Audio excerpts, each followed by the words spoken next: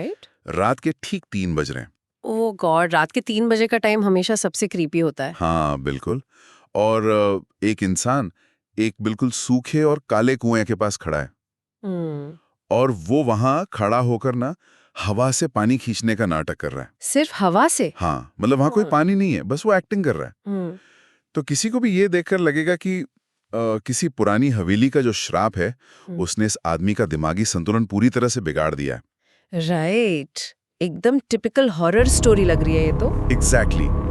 लेकिन वो ऐसा कर क्यों रहा है पता है? क्योंकि समाज की नजरों में ना किसी भूत प्रेत का शिकार होना इस सच को मानने से कहीं ज्यादा आसान है कि उस इंसान ने 5 करोड़ रुपए के खजाने के लिए अपने ही परिवार के 8 लोगों का मर्डर कर दिया था। अरे बाप रे, 8 लोगों का!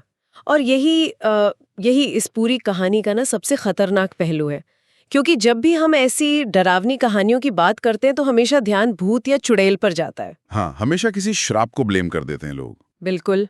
लेकिन राजस्थान के कुलधारा गांव की ये जो आर्टसन हवेली की घटना है ना, ये उस पूरी धारणा को ही पलट कर रख देती है। सही कहा आपने। ये कोई अलौकिक शक्तियों वाली बात नहीं है।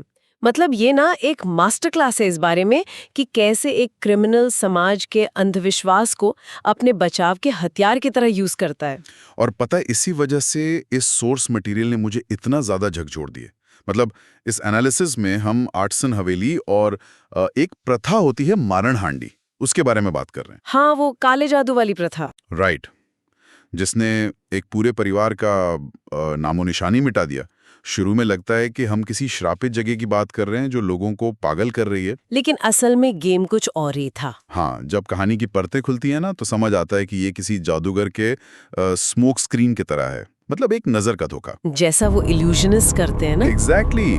जादूगर आपसे कहता है कि उसके बाएं हाथ में जलती हुई आग को देखो ताकि आप ये ना देख पाओ कि उसका दाया हाथ आपकी जेब काट रहा है। और यहाँ पर जो मेन कैरेक्टर्स हैं, सुभाष और उसकी पत्नी केतकी, उन्होंने ठीक यही किया। देखो, नजर के इस धोखे की शुरुआत ना उस रात से होती है जब ये परिवार 20 साल बाद कुलधरा वापस लौटता है। सुभाष, केतकी और उनका 22 साल का बेटा मोहित। 20 साल बाद? ये थोड़ा अजीब नहीं है? बहुत अजीब है। 20 साल पहले वो रातों रात आर्टसन हवेली छोड़कर भाग गए थे और उस वक्त मोहित सिर्फ 2 साल का था। तो अब उनका वापस आना ही अपने आप में एक बहुत बड़ा साइकोलॉजिकल सवाल खड़ा करता है ना। मतलब कोई इंसान ऐसी जगह वापस क्यों जाएगा जहां से वो अपनी जान बचाकर भागा हो? राइट, और यही पॉइंट सबसे बड़ा रेड फ्लैग है। मेरे दिमाग में भी यही सवाल घूम रहा था जब मैं ये पढ़ रहा था। मतलब क्या ये उनका कोई पुरानी यादों वाला लगाव था या शायद इस उम्र में आकर उन्हें अपने किए पर कोई पछतावा हो रहा था? आपको लगता है पछतावा होगा उन्हें?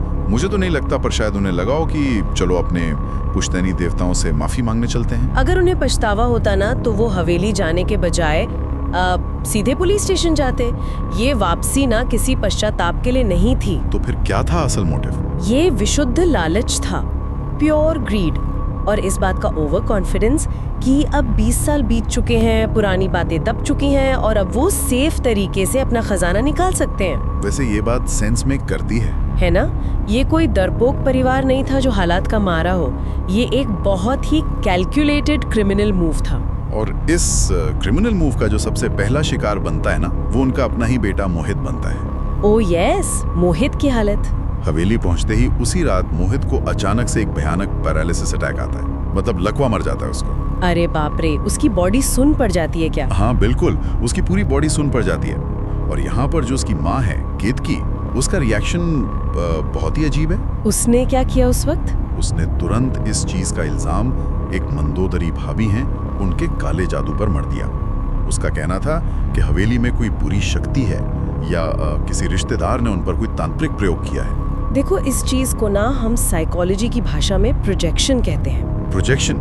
थोड़ा समझाएंगे इसको? मतलब जब एक अपराधी खुद गहरा षड्यंत्र रचता है ना, तो उसे पूरी दुनिया षड्यंत्रकारी लगने लगती है। ओह वाओ, ये बहुत डीप है।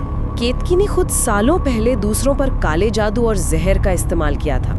तो जब उसके बेटे पर अचानक से कोई मेडिकल इमरजेंसी आई तो उसका दिमाग किसी डॉक्टर को बुलाने की तरफ नहीं गया, वो डायरेक्ट काले जादू पर चली गई। एग्जैक्टली। उसे लगा कि किसी ने उन पर उसी का दाव पलट दिया है। ये कातिल के दिमाग का रिफ्लेक्स एक्शन होता है असल में। और देखो वहाँ का जो आसपास का माहौल बताया गया है ना टेक्स्ट में, वो भी इस मानसिक घुटन को बहुत अच्छे से दर्शाता है। हवेली के आसपास का एनवायरनमेंट। हाँ, खेत और जंगल के बीच खड़ी वो बहुत विशाल हवेली, लेकिन उसके आसपास की जमीन पूरी तरह से सूखी और बेजान है, एकदम बैरन लैंड। बिल्कुल। और वहाँ का सबसे खौफनाक हिस्सा वो पुराना गांव का कुआं है।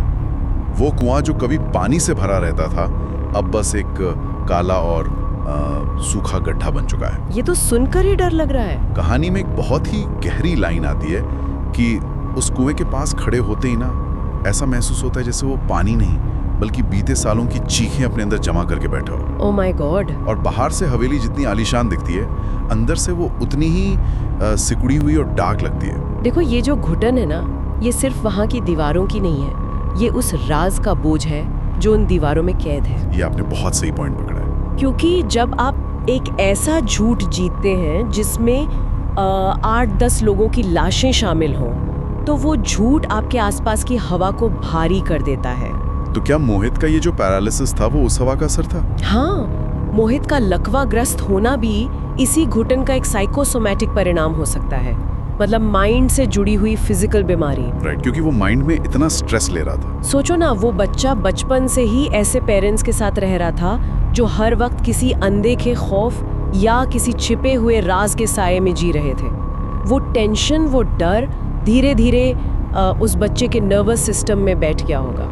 और ये जो टेंशन और घुटन है, ये अपने एक्सट्रीम पीक पर तब पहुंचती है जब हवेली में वो एक इंसिडेंट होता है जो किसी के भी रोंगटे खड़े कर दे। रात के 3 बजे वाला इंसिडेंट। हाँ, ठीक 3 बजे। हाँ। केतकी के कमरे के दरवाजे पर ना हल्की सी दस्तक होती है। हाँ। पूरी हवेली एकदम सुनसान और शांत है। और उस वक्त दरवाजे पर कौन हो सकता है? वही तो ट्विस्ट है।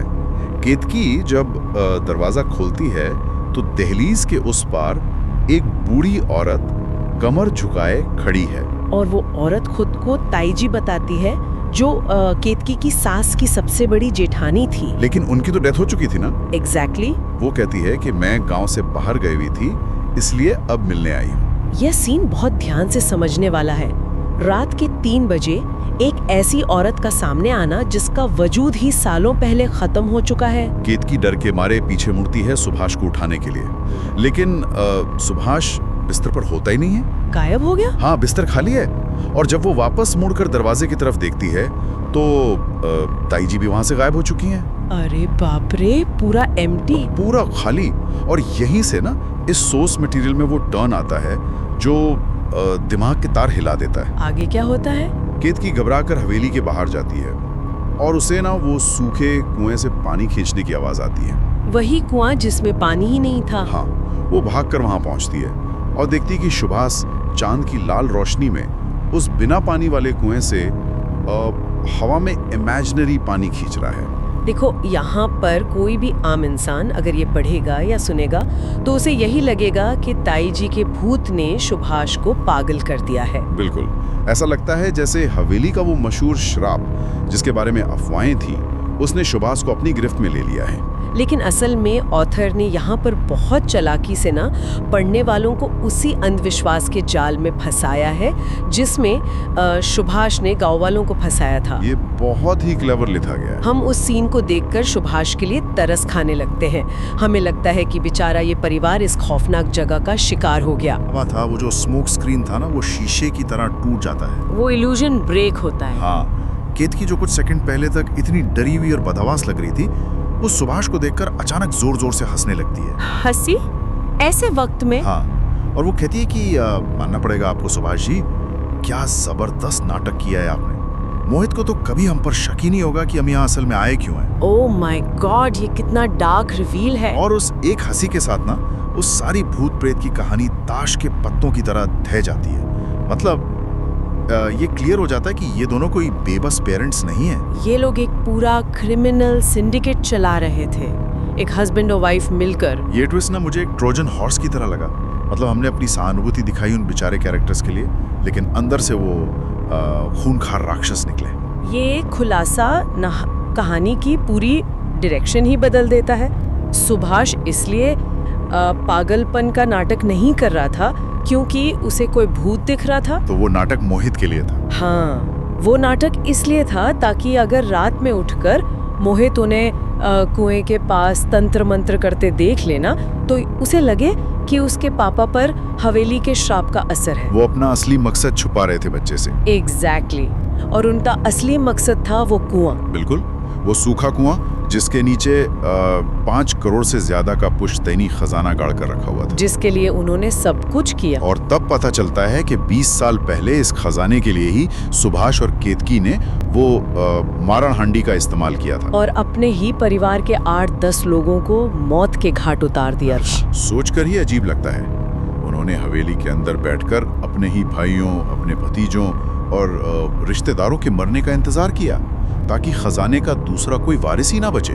और जब एक के बाद एक मौत होने लगी तो उन्होंने क्या किया? पुलिस और लोगों के शक से बचने के लिए ये अफवाह फैलाए कि ये हवेली ही श्रापित है और वहां से रातों रात भाग गए। यहाँ ये समझना बहुत जरूरी है कि सुभाष ने ना एक सीरियल किलर की तरह काम किया, लेकिन उसने मर्डर के लिए किसी चाकू या बंदूक का इस्तेमाल नहीं किया। उसने साइकोलॉजी का यूज किया। हाँ, उसने समाज की मानसिक कमजोरियों और अंधविश्वास को हथियार बनाया। देखो भारत के ग्रामीण इलाकों में क्या होता है, लोग अंधविश्वास जल्दी मान लेते हैं। बिल्कुल, अगर किसी परिवार में अचानक एक के बाद एक लोग मरने लगे ना, चाहे वो स्लो पॉइजन देने से हो या किसी और वजह से, लोग तुरंत पुलिस इन्वेस्टिगेशन नहीं मांगते, वो किसी बाबा या तांत्रिक को बुलाते हैं। सुभाष को ये बात बहुत अच्छे से पता थी। उसने मारण हांडी वाली अफवाह को हवा दी। अगर कोई नेचुरल या अननेचुरल तरीके से मरता तो सुभाष उसे हवेली के श्राप का नाम दे देता ताकि कोई पोस्टमार्टम ना करवाए। एग्जैक्टली। उसने अंधविश्वास को अपनी ऐसी ढाल बना लिया ताकि किसी के दिमाग में फोरेंसिक जांच की बात ही ना आए। ये एक बेहद ठंडे दिमाग से रची गई साजिश थी। पता है ये सुनकर कैसा लग रहा है? ये आज के मॉडर्न दौर के किसी व्हाइट कॉलर क्राइम जैसा लग रहा है। व्हाइट कॉलर क्राइम कैसे? जैसे बड़े बड़े बाबू या अधिकारी होते ना, जो हजारों लोगों का पेंशन फंड या उनकी नौकरियां खा जाते हैं और फिर घर आकर अपने बच्चों को गले लगाकर कहते हैं कि देखो मैंने जो भी किया अपने परिवार के लिए किया। हाँ, ये सेल्फ जस्टिफिकेशन होता है। सुभाष भी तो ठीक वही कर रहा था ना। वो अपने पूरे जॉइंट फैमिली को मार रहा था ताकि अपने चुने हुए परिवार, मतलब अपनी पत्नी और बेटे को वो 5 करोड़ रुपए अकेले दे सके। असल में ना वो सिर्फ खुद को सही ठहराने का एक खोखला तर्क होता है। आपको लगता है उसे मोहित की फिक्र नहीं थी? देखो, कोई भी इंसान जब इतनी बड़ी क्रूरता करता है ना, तो उसे अपने ही ज़मीर से बचने के लिए एक झूठी कहानी गढ़नी पड़ती है। राइट। सुभाष की कहानी ये थी कि वो एक बहुत अच्छा पिता है, लेकिन अगर हम सोर्स मटेरियल के इस तीसरे हिस्से में जाएं, तो उसकी इस अच्छे पिता वाली इमेज की भी ना पूरी तरह धज्जियां उड़ जाती हैं। सही कहा आपने, क्योंकि जब इन दोनों का पर्दाफाश हो जाता है तो हम देखते हैं कि ये लोग हर रात 3 बजे उस कुएं पर खजाना निकालने के लिए तांत्रिक अनुष्ठान कर रहे हैं। और उस अनुष्ठान के दौरान मोहित की हालत का क्या होता है? मोहित की तबीयत ना बहुत तेजी से बिगड़ रही है। उसे हर वक्त ऐसा महसूस होता है जैसे कोई हवेली के दूसरे कोने से उसे आवाज दे रहा है, उसे बुला रहा है। उसे बहुत पेन भी हो रहा था ना? हाँ, उसके शरीर में भयानक दर्द होता है और वो पूरी तरह से लकवाग्रस्त होकर बिस्तर से चिपक जाता है। यहाँ तक कि अब केतकी भी घबरा जाती है इस सब से। माँ थी तो थोड़ा डर तो लगा ही होगा ना। वो सुभाष से कहती भी है कि देखो मोहित की हालत बहुत खराब हो चुकी है, हमें ये सब छोड़कर अभी वापस चलना चाहिए। और उस पर सुभाष का क्या रिएक्शन होता है? वो गुस्से में साफ मना कर देता है। वो कहता है कि ये सब हम किसके लिए कर रहे थे? मोहित के लिए ही ना। तो पूर्णिमा की रात आने वाली है, बस थोड़ा और इंतजार कर लो। और मुझे लगता है ये उसकी कॉग्निटिव डिसोनेंस थी। बिल्कुल। मेरा तो पूरी तरह से मानना है कि सुभाष को ना मोहित से कभी प्यार था ही नहीं। मतलब आप खुद सोचिए, अगर आप सच में अपने बच्चे से प्यार करते हैं तो आप उसकी जान बचाएंगे। हाँ, अगर वो मौत के मुंह में जा रहा है तो आप 5 करोड़ क्या, आप 500 करोड़ की दौलत भी छोड़कर सबसे पहले उसे हॉस्पिटल ले जाएंगे ना। सही बात है। सुभाष हवेली में इसलिए थोड़ी ना रुका था क्योंकि वो मोहित को एक सिक्योर फ्यूचर देना चाहता था। वो इसलिए रुका था क्योंकि उसे उस खजाने से, उस पैसे से ही असल में प्यार था।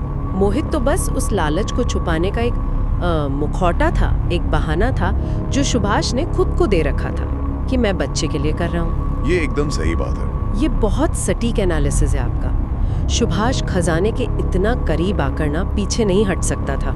ये उस जुआरी की मानसिकता होती है जिसने अपना सब कुछ दांव पर लगा दिया हो। संक कॉस्ट फैलेसी, एकदम। एग्जैक्टली। उसने इस खजाने के लिए अपनी ही खून का, अपने रिश्तेदारों का कत्ल किया था। अगर वो खाली हाथ लौट जाता तो वो सारे खून बेकार हो जाते उसकी नजरों में। तो उसे वो चाहिए ही था। उसे खजाना हर कीमत पर चाहिए था, भले ही उसकी कीमत उसके अपने ही बेटे की जान क्यों ना हो। और ठीक यहीं पर प्रकृति, या अगर हम इसे कर्मा कहें, वो अपना सबसे खौफनाक दाव चलता है। वो पूर्णिमा से पहले वाली रात। हाँ, पूर्णिमा की रात से ठीक पहले रात के 2 बज रहे। सुभाष गहरी नींद में सोया हुआ है और अचानक से उसकी आंख खुलती है। उसे दरवाजे के पास कुछ दिखता है ना। उसे अपने कमरे के दरवाजे के नीचे वाले गैप से ना एक अजीब सी लाल रंग की रोशनी आती हुई दिखती है। ये सोचकर ही कितना डर लगता है। वो उठकर बाहर बरामदे में आता है और वहाँ जो दृश्य वो देखता है ना, वो किसी के भी दिल की धड़कन रोक देने के लिए काफी है। वहाँ क्या था? हवा में तैरती हुई एक मिट्टी की मटकी, एक मारण हांडी उसके बिल्कुल आंखों के सामने से आहिस्ता आहिस्ता गुजर रही होती है। वेट, हवा में खुद तैर रही थी? हाँ, बिना किसी सहारे के। और देखो, इस मारण हांडी का प्रिंसिपल यही होता है कि ये सिर्फ बॉडीली डैमेज नहीं करती, ये दिमाग पर असर करती है। ये साइकोलॉजिकल टेरर से इंसान के अंदर के पूरे सिस्टम को क्रैश कर देती है। और सोचें तो सुभाष ने इसी हांडी का डर दिखाकर या इसी तांत्रिक विधि का इस्तेमाल करके अपने पूरे खानदान को तड़पा तड़पा कर मारा था 20 साल पहले। और आज वही कर्मा पलटकर उसके सामने खड़ा था। बिल्कुल, वो जोर से चीखना चाहता है लेकिन आवाज उसके गले में ही फंस जाती है। ऐसा लगता है जैसे किसी अनदेखी बुरी शक्ति ने उसकी सांस की नली को लोहे के पंजों से जकड़ लिया हो। वो भाग क्यों नहीं गया? उसके पैर जमीन पर बिल्कुल जम जाते हैं, वहां से हिलना नामुमकिन हो जाता है उसके लिए। और फिर अचानक से एक अनदेखा झटका लगता है जो उसे पीछे की तरफ खींचता है। दीवार की तरफ ना? हाँ, सुभाष का शरीर हवा में ऊपर उठता है और हवेली की उस पुरानी और मोटी पत्थर की दीवार में अंदर की तरफ धंसने लगता है। अरे बाप रे, जिंदा? उसे जिंदा ही उस दीवार के अंदर चुना जा रहा था। और वो जो लाल रोशनी वाली हांडी थी ना, वो वहाँ सुभाष के पास नहीं रुकती। वो आगे बढ़ती है मोहित के कमरे की तरफ। Oh no! मोहित जो पहले से ही बिस्तर पर पड़ा है पैरालिसिस की वजह से, उसे अचानक महसूस होता है कि कोई बहुत भारी चीज उसके सीने पर आकर बैठ गई है। वो सांस नहीं ले पा रहा होगा। बिल्कुल, सांस रुकने लगती है उसकी। वो अपने हाथ पैर घिसटते हुए दरवाजे से दूर भागने की कोशिश करता है, लेकिन तभी उसके कमरे का दरवाजा अपने आप खुल जाता है और वो हांडी अंदर आती है। वो हांडी तैरते हुए कमरे के बिल्कुल बीचों बीच आती है और एक कान फाड़ देने वाले भयानक धमाके के साथ फट जाती है वहां पर। अगली सुबह का जो सीन सोर्स में डिस्क्राइब किया गया है ना, वो किसी को भी डीपली डिस्टर्ब कर सकता है। क्या था उसमें? कमरे के अंदर हर तरफ तंत्र मंत्र वाली अजीब सी राख उड़ी हुई थी और जली हुई स्किन की भयानक बदबू आ रही थी। और मोहित? फर्श पर मोहित की पूरी तरह से जली हुई और ठंडी पड़ चुकी एकदम काली लाश पड़ी थी। और सुभाष का क्या हुआ? और दूसरी तरफ हवेली की उस पत्थर की दीवार में सुभाष की आधी बॉडी धंसी हुई मिलती है। वो मर चुका था। दीवार के अंदर फंसकर मरना कितना ड्रेडफुल होगा। और उसकी आंखें ना फटी की फटी रह गई थी। ऐसा लग रहा था जैसे वो मौत से ज्यादा इस विडंबना को देखकर डरा हो जो अचानक उसके साथ हो गई। ये एक बहुत ही दर्दनाक और बड़ी ट्रेजिक आयरनी है देखा जाए तो। कैसे? जिस इंसान ने अपने ही भाइयों और रिश्तेदारों का वंश खत्म करने के लिए इस मारण हांडी का सहारा लिया था ना, अंत में उसी मारण हांडी ने उसके खुद के अकेले वंश को राख में बदल दिया। सही कह रहे हैं। जिस खजाने को वो अपनी आने वाली पीढ़ी के लिए छोड़ जाना चाहता था, उसी खजाने की हवस ने उसकी वही आने वाली पीढ़ी को जलाकर भयंकर तरीके से निगल लिया। और इन सब के बाद अंत में बचा क्या? कुछ भी नहीं। कुछ भी नहीं बचा।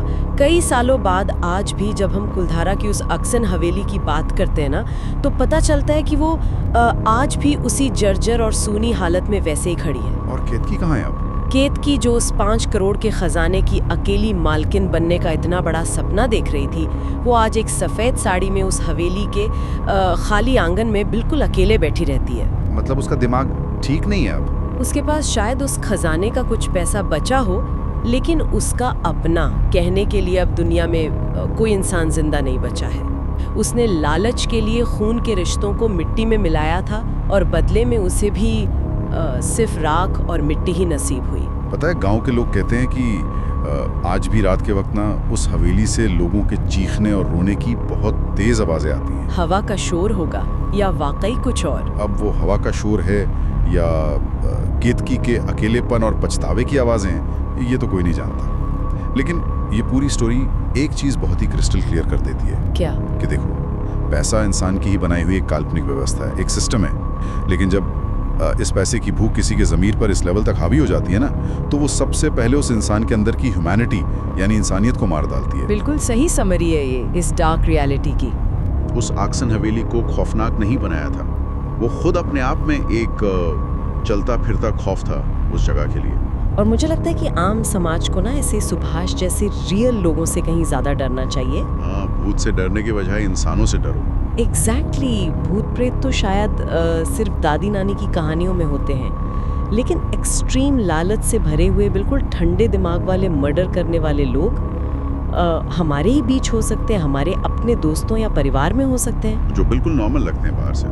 हाँ, वो बस किसी सही मौके का या किसी नए मास्क या मुखौटे का इंतजार कर रहे होते हैं। इस पूरे डीप लाइव ने वाकई हर लेवल पर ये सोचने पर मजबूर कर दिया है कि हमारे अपने ही अंदर का जो अंधेरा है ना, वो बाहर के किसी भी हवेली वाले अंधेरे से कहीं ज्यादा गहरा हो सकता है। बहुत गहरा, बिल्कुल।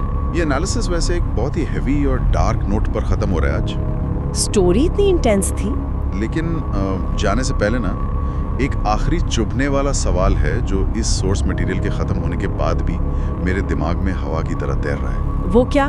देखो, ये बात तो पूरी तरह से क्लियर हो गई थी कि सुभाष ने अपने रिश्तेदारों की जान लेने के लिए वो मारन हांडी वाला ड्रामा रचा था, या शायद उस तांत्रिक विधि का असल में इस्तेमाल किया था। राइट, ये तो क्लियर था पहले हिस्से से। लेकिन उस आखिरी रात को जब पूर्णिमा से पहले वो जो अंतिम मारन हांडी वहां हवा में तैरती हुई आई और जिसने सुभाष को दीवार में चुना और मोहित को जलाकर राख कर दिया, हाँ, वो आखिरी हांडी भेजी किसने थी?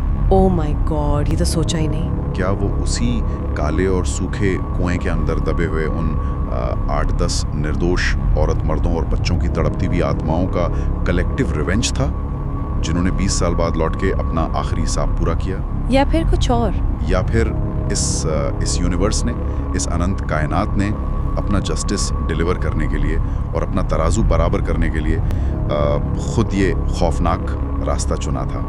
ये सवाल तो सच में दिमाग सुन करने वाला है। ये एक ऐसा थॉट है ना जो किसी की भी नींद उड़ाने के लिए काफ़ी आज रात। तो आज के इस इंटेंस डीप डाइव में बस इतना ही। अगली बार जब आप किसी पुरानी इमारत या किसी श्राप की कहानी सुने तो एक बार रुक कर ये ज़रूर सोचें कि उस श्राप के डर के पीछे कहीं किसी जिंदा इंसान का छिपा हुआ लालच तो नहीं है। सेफ रहिए। हाँ, बिल्कुल सेफ रहिए और अपने आसपास के चेहरों को हमेशा ध्यान से पढ़ने की कोशिश कीजिए। मिलेंगे आपसे अगली बार।